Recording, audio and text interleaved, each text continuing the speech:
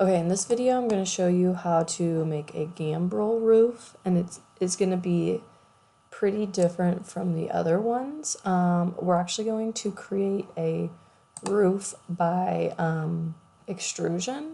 So essentially what we're going to do, and it might make more sense to you guys if you remember Inventor, but what we're going to do, and you can kind of see by the little note here when it extends, there it goes.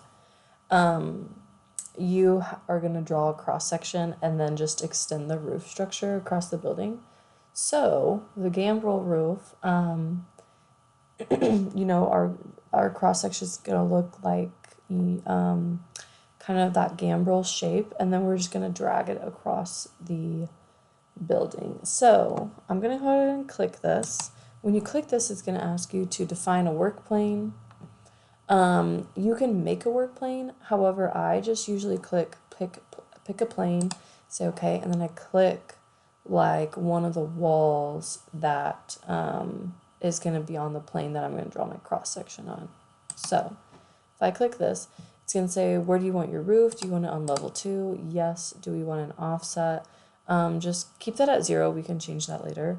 Then I'm going to click OK. So then it's going to say, all right, draw your cross section, right?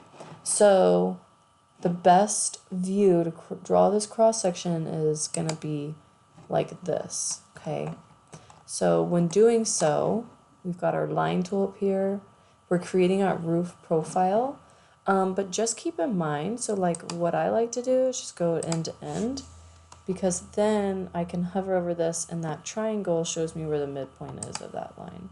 And then I can just go straight up. I'll go up, I don't know, 6 feet. Let's do 7, okay? And then, another reason I do that is so then I can go over here, maybe go out like 9 feet, and then down. See, I'm kind of drawing that structure, okay? I don't need this line, so I'm going to select those and delete them. Actually, I'm going to keep that line, and I'll show you why. If I select these two, and I mirror them, it's going to say, hey, pick an axis, so I need that line. Okay, and then now that I have those pink lines, I don't need this one anymore. And so now, okay, if you like that gambrel style, say you're like, oh, I want that to be different, you can move these and then re-mirror them. Or if you want it to be peculiar, like something like that, oh, I meant to grab both of those. You can do that if you want. This becomes a handy tool when people want to do like wavy roofs, which you might want to do in like our next project. But I'm going to keep mine symmetrical for now. There we go. Then click check. And then this gets kind of, oh, this one worked out well. Sometimes when you do these, they like shoot off the building. They're like way over here.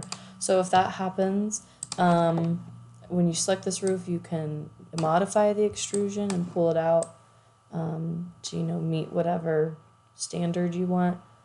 But like I said, it defaulted to a pretty good, reasonable extrusion length, and then you'll want to connect these walls to the roof.